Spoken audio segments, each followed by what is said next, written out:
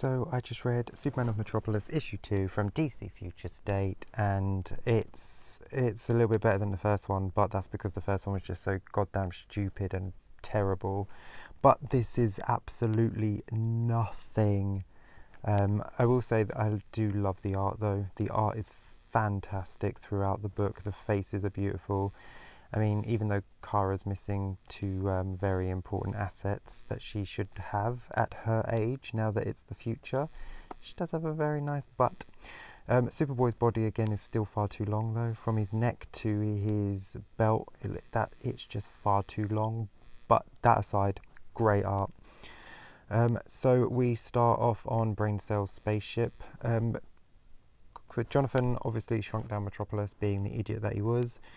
And Brain Cells is sort of just mocking him about it, telling him that he'll never be good enough, he'll never be his dad. And Jonathan, I mean, it's true though, he won't be his dad. But Jonathan just gets the ump, has a fight.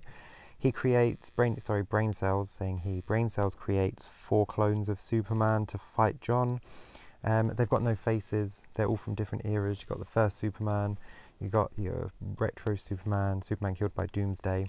And this one is wearing a black t-shirt. I think it's meant to be the white t-shirt Superman, because I thought, if you go back a page, I thought this was Connor. I thought that was Superboy, not Superman, facing Brainiac there. But apparently it's Superman. So I think it's meant to be the white t-shirt Superman.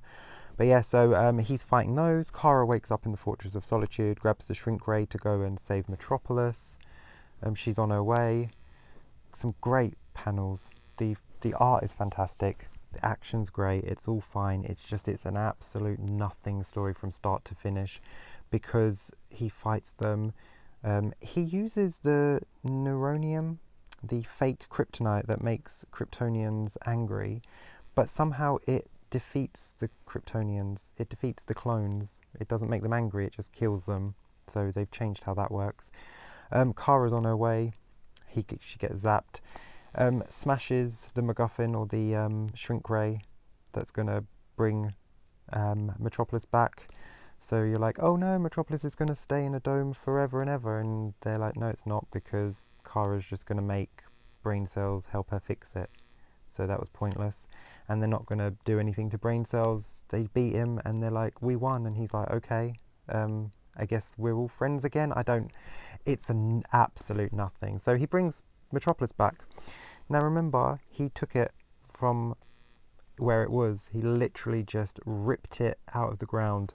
You can see all the pipes and all the road is all smashed and it's all flooded underneath, because obviously there's a coastline which has just filled the gap now.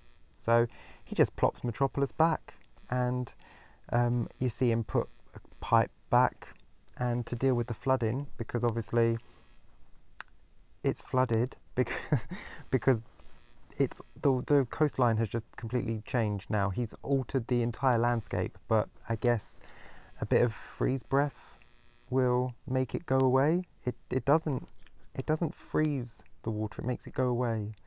So maybe he's got steam breath. I don't know. So he basically apologizes to Metropolis, and all the little sheep just accept it. They just accept the fact that he put them in a bottle for months. Their time, it was only a few hours, his time. And they just accept it, and they just let him go on. So we know from Superman Wonder Woman that he's going to go on to be that smug little dickhead of a Superman that writes "Hello Metropolis" in the clouds. So, this is an absolute god-awful nothing piece of garbage story, which is so sad because the art is so beautiful. Like, this artist is just wasted. Who's the artist? Let's have a quick look. John Timms is the artist and Sean Lewis is the writer, and Sean Lewis should not have been given this to write. He is not very good, unfortunately, but that's it. It's just a 2-issue run, which is fantastic. I don't have to read any more of him in this book, but I do have to read Superman, Wonder Woman and Justice League, which he's in both of those. So great art, terrible story, absolute skip. I do have Guardian and Mr. Miracle to read, issue 2s of those. hopefully, oh no, well I know Mr. Miracle was dreadful. Guardian was okay, so hopefully issue 2's are better. Look at her peachy butt, it's so nice. It's just a shame she doesn't have the matching top. Anyway, yeah, this is a big skip. Dreadful. If you didn't get the first one, obviously not going to get the second one, but yeah, don't bother. Until next time, take care and stay safe. Bye.